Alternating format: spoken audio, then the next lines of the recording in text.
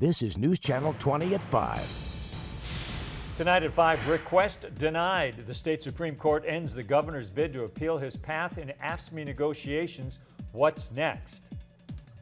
Plus, the capital city welcomed in its newest officers today. How the police department's new recruitment strategy is changing its diversity.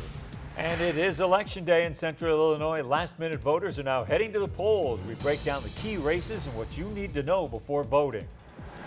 Good evening. Thank you for joining us. I'm Stacey Skryzak. And I'm John Rieger. It is election night, and we're keeping our eyes on some of the key races here in central Illinois. News Channel 20's Lindsay Hess is covering the mayoral race in the city of Decatur. But first, let's send it over to Chatham, where we find Esther Kwan covering the mayoral race there. Esther?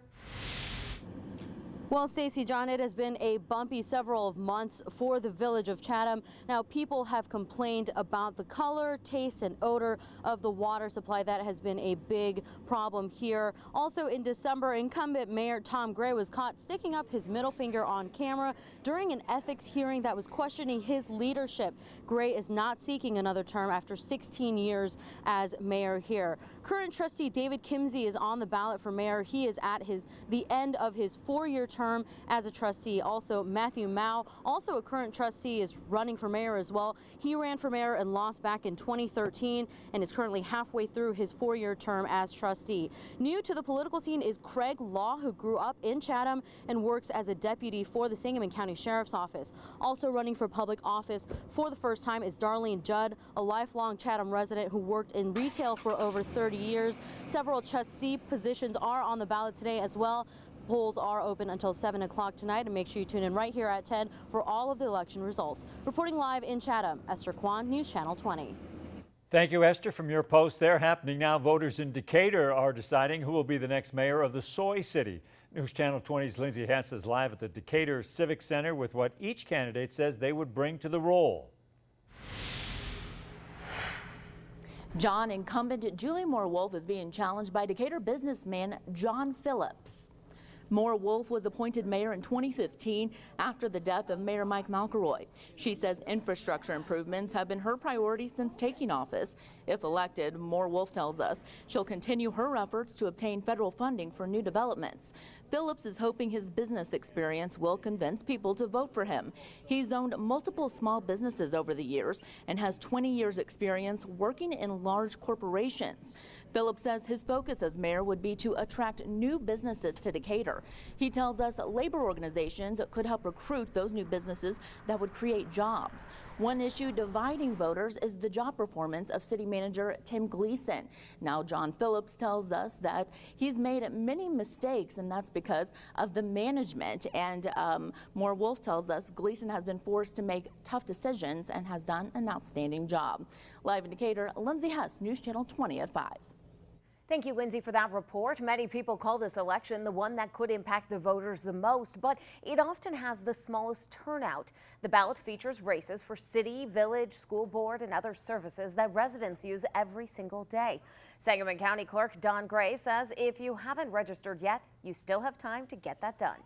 Any polling location or the election authority in the county building, room 105, 2 forms of ID, one with a current address, will get you registered and get you the proper ballot to cast. And don't forget, if you haven't voted yet, you still can do so until 7 p.m. tonight. And stay with News Channel 20 for a full recap of every top race after the polls close. You can catch our complete election coverage both on air, online, and on social media.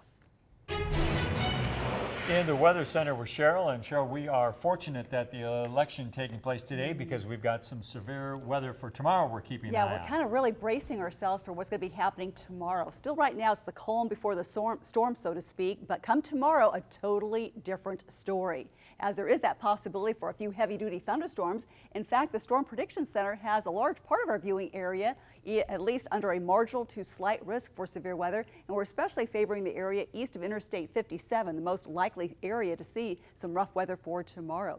Here's our latest satellite radar imagery. A lot of clouds out there, but despite all the clouds, we're not really seeing a whole lot to show for it. The atmosphere very, very dry right now, so it's going to take a while for the atmosphere to moisten up.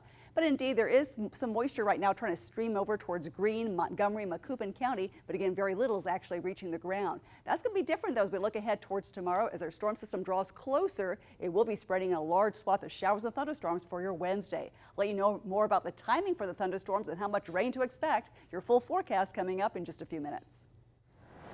The state of Illinois, the Illinois State Supreme Court has denied Governor Rauner's request to bypass a lower court and take up his case for imposing pay and working conditions on AFSCME members.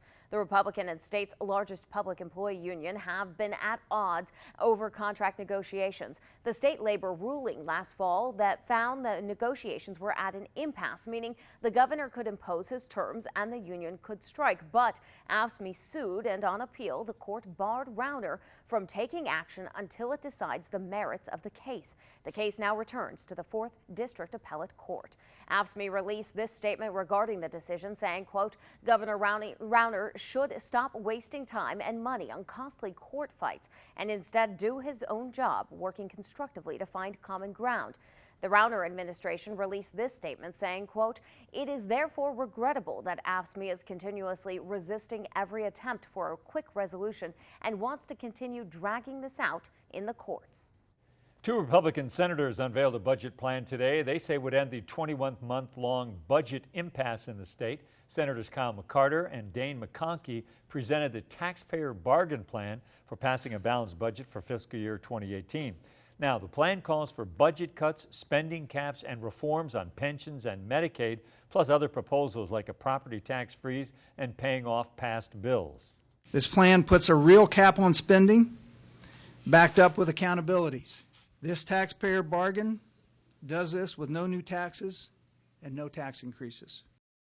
17 different bills make up the taxpayer bargain. Some are currently being considered by lawmakers, and others will be introduced in the coming days. Capital City Watch, the Springfield Police Department swore in 7 new officers today, and Chief Kenny Winslow says it's the most diverse class he's ever welcomed in. News Channel 20's Brendan Cullerton shows us how police say new recruiting efforts are paying off. Brendan?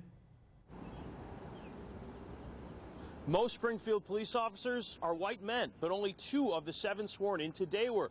4 of those sworn in today were black and 1 was a woman. Now, before this most recent group of Springfield police were hired, about 80% were white men and only 6% were black.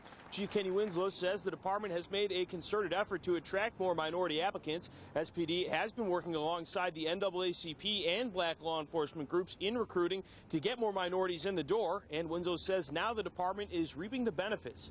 It's building partnerships with our community. It's each of our individual officers recruiting people. As I tell people all the time, if everybody you know brings one quality candidate to the testing process, we'll have a great diversified pool. And that's what we're really concentrating on. Winslow says even though they are trying to attract more minority applicants, he is looking to get the best people regardless, or for the job regardless of ethnicity. SPD did just open up a new training period last week. That's for the upcoming test in June. Reporting live in Springfield, Brendan Cullerton, News Channel 20. The Springfield City Council meeting just started, and on the agenda, a few controversial topics about how to use your taxpayer dollars. The council plans to vote on 2 topics that could transfer millions of dollars from one fund into another. The first is a one-time transfer of $750,000 from the infrastructure budget into general revenue. Some aldermen say this will help pay for necessary roofing projects. The second is a 10-year plan to take $500,000 a year out of the infrastructure budget to be put into the capital equipment fund. Extremely important. The most important thing any of these elected officials do is spend the taxpayers' money and try to do it as wisely as possible. So most of the time, anything that we're doing on here, whether that does get to be controversial, usually has some kind of expenditure attached to it. The council coordinator says the dollar amounts will most likely be discussed or amended tonight. News Channel 20 will have the latest on both of these topics. Coming up next here, doubling down on accusations, the Trump administration continues to dispute and downplay Russian interference in the election. And later on, health care bill revival. Republicans starting discussion to again take down the Affordable Care Act. Much different picture one day later. No rain in central Illinois today, but Cheryl Lemke is tracking more severe weather coming our way. She's going to let us know when it'll arrive. Up next.